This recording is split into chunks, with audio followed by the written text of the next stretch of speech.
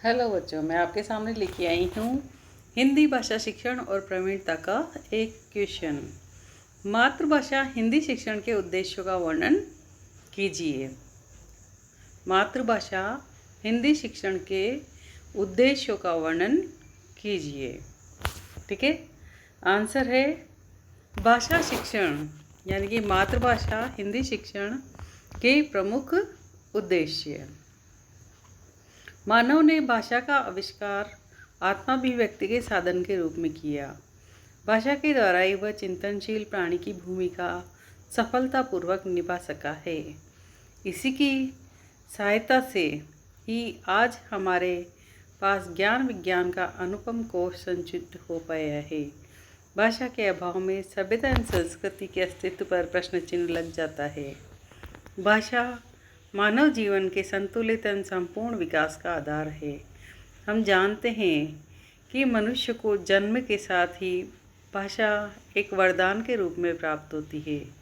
इसे वे अनुकरण के आधार पर सीखता है। सर्वप्रथम अनौपचारिक रूप से माता पिता एवं परिवार के अन्य सदस्यों को बोलते हुए और सुनकर सीखता है। इसके पश्चात वह औपचारिक रूप से भाषा की शिक्षा पाठशाला के स्तर पर प्राप्त करता है।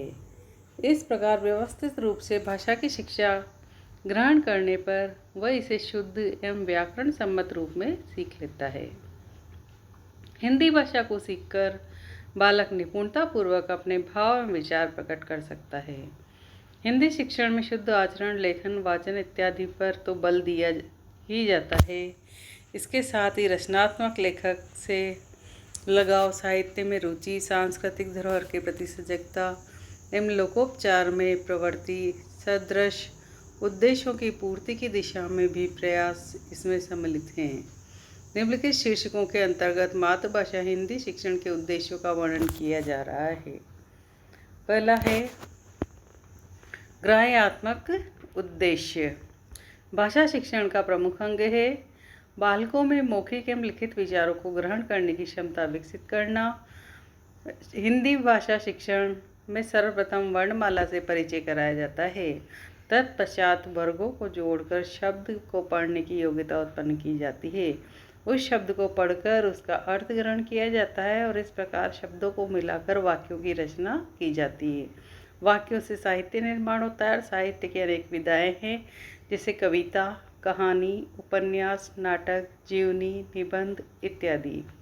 इन विधाओं को ध्यानपूर्वक पढ़कर बालक उनमें निहित अर्थ को सहज ग्रहण कर लेते हैं। दूसरा पॉइंट, अभिव्यक्ति कौशल संबंधी उद्देश्य। मानव एवं पशु में मूलभूत अंतर चिंतन, मनन, अभिव्यक्ति को लेकर है।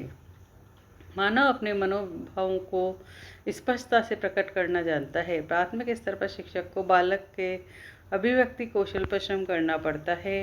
वह उसे अपनी बात कहना सिखाता है। वह यह भी सुनिश्चित करता है कि बालक का भाषा ज्ञान सहजतापूर्वक होता रहे। उसे भाषा के तत्वों का समुचित ज्ञान प्रदान किया जाए। उसकी शब्द संपदा में निरंतर वृद्धि होती रह सके। उसके लिए उन शब्दों का अर्थ ग्रहण, शुद्ध उच्चारण, वाक्य रचना की योग्यता, विचारों की लिखित मौखिक अभिव्यक्ति के लिए अति आवश्यक है। सृजनात्मक उद्देश्य। मानव सृजनशील प्राणी है। वह संकलन व सृष्टि की दिशा में निरंतर अग्रसर रहता है। साहित्यकार एवं कलाकार की रचनात्मकता का प्रदर्शन करते ही ऐसी बात नहीं है। नित्य प्रति हम सृजनात्मकता के अनेक प्रमाण अपने आसपास देखते हैं। सुंदर ढंग से तैयार की गई फूलों की क्यारियाँ, भोजन कक्ष में व्यवस्थित ढंग से परोसा गया स्वादिष्ट भोजन, पहनने के लिए वस्त्रों के रंग आदि का चयन, ऐसे कितने ही सामान्य जीवन से संबंधित क्षेत्र हैं जिनमें हम अपनी रचनात्मक प्रतिभा का प्रमाण दिया करते हैं। इसी प्रकार प्रत्येक विद्यार्थी जब भाषा की शिक्षा प्राप्त करता है तो उसकी रचनात्मक प्रतिभा पूर्ण रूपेण सामने आती है।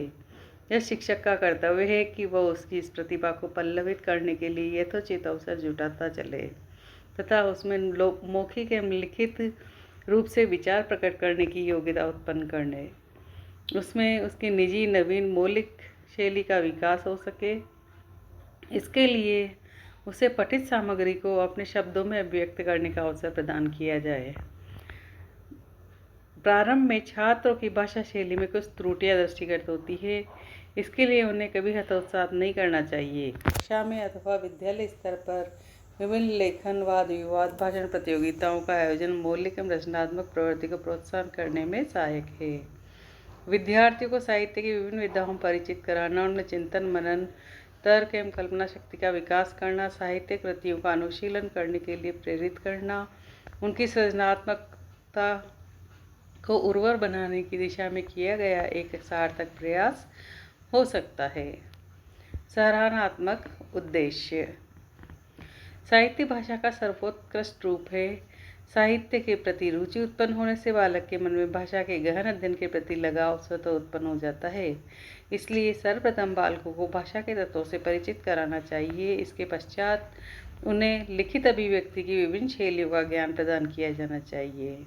उन्हें साहित्य की विभिन्न विधाओं की जानकारी देते हुए उनके साहित्य अध्ययन में रुचि का विकास करना चाहिए। मानव स्वभाव से ही सौंदर्य प्रिय है। साहित्य में उपलब्ध सौंदर्य अनुभूति का विश्लेषण करने, उसका मूल्यांकन करने की क्षमता विकसित हो जाने पर बालक को साहित्य से रस प्राप्त होने लगता है। वह स्वयं साहित्य रचना करने के लिए प्रेरित होता है। विद्यार्थी कुशल साहित्य सेवी के रूप में भी स्थापित हो जाते हैं। अनेक विद्यार्थी साहित्य का रसास्वादन, मूल्यांकन, अनुशीलन करने में रुचि प्रदर्शित करते हैं। इस दिशा में शिक्षक की भूमिका महत्वपूर्ण है। यदि वह स्वयं साहित्य प्रेम दिखलाता है तो विद्यार्थी उससे अवश्य प्रेरित प्रभावित होंगे। वह उन्हें उचित आरोह के साथ मौखिक अभिव्यक्ति सिखला सकता है। काव्य उच्चारण, भाषण प्रस्तुति एवं अभिनय इत्यादि के अवसर प्रदान किए जाने पर जब विद्यार्थियों की प्रतिभा निखर कर सामने आती है तो कहीं न कहीं एक सहृदय अध्यापक को इसकी पृष्ठभूमि में विद्यमान पाया जाता है। रसात्मक उद्देश्य प्रत्येक अध्यापक का यह उद्देश्य होना चाहिए कि वह छात्रों को भाषा के महत्व को परिचित कराए। वह उनमें उस भाषा में रचित साहित्य के प्रति रुचि उत्पन्न करे। यह भाषा शिक्षण का एक महत्वपूर्ण पक्ष है। विद्यार्थी साहित्य का अध्ययन करके रसानुभूति कर सके, उनमें भावात्मकता और तार्किकता, चिंतनशीलता आदि के गुण जागृत होने लगे। बालक का मन एक कोरी स्लेट की भांति होता है। यदि उस पर उत्तम संस्कारों को अंकित किया जाता है तो उसे जीवन को सही दिशा प्राप्त होती है और बालकों में साहित्य के प्रति रुचि उत्पन्न होने से उनके संस्कारों का अर्जन स्वयमेव होने लगता है। इसके लिए उन्हें पाठ्य पुस्तकों के अतिरिक्त अन्य साहित्यिक पुस्तकों, पत्र पत्रिका आदि को पढ़ने के लिए प्रेरित करना चाहिए। उन्हें साहित्य में व्यक्त अनुभूतियों को ग्रहण करने के योग्य बनाना पड़ेगा। उन्हें रचनात्मक लेखन सिखाने के लिए कभी कभी कार्यशालाओं का आयोजन किया जा सकता है। कक्षा में पाठ्य पुस्तकों को पढ़ाते समय उन्हें रस, छंद, अलंकार आदि का ज्ञान प्रदान किया जा सकता है। उन्हें साहित्य पढ़ने के साथ साथ लिखने के लिए प्रेरित करना महत्वपूर्ण है। सद्प्रवृत्ति विकास संबंधी उद्देश्य शिक्षा का सामान्य उद्देश्य मानव में सद्प्रवृत्ति का विकास करना है। बालक की अभिवृत्तियों के निर्माण में माता पिता के पश्चात मुख्य भूमिका शिक्षक की है। भाषा शिक्षण के माध्यम से बालकों को साहित्य से जोड़ा जा सकता है। साहित्य कृतियों का अनुशीलन करने से विद्यार्थी का दृष्टिकोण संतुलित एवं विस्तृत बनता है। वह साहित्य की अनेक विधाओं से संपर्क में आता है। काव्य का रसास्वादन से संवेदनशील परिमार्जित व्यक्तित्व प्रदान करता है। निबंध तार्किकता एवं क्रमबद्धता से विचार प्रस्तुत करना सिखाता है। कहानी, उपन्यास, नाटक, जीवनी संस्मरण आदि विधाओं का अध्ययन करने पर विद्यार्थी अपने परिवेश की सामाजिक, राजनीतिक, आर्थिक, सांस्कृतिक परिस्थितियों का ज्ञान प्राप्त करता है। इससे उसमें उत्तरदायित्व एवं सजगता जैसे गुण उत्पन्न होते हैं। वह स्नेह, नैतिकता, परोपकार, राष्ट्रीयता आदि सद्वृत्तियों को विकसित करके एक आदर्श मानव एवं आदर्श नागरिक के रूप में प्रतिष्ठित होने की योग्यता प्राप्त करता है। 7वां पॉइंट, अभिरुचि संबंधी उद्देश्य।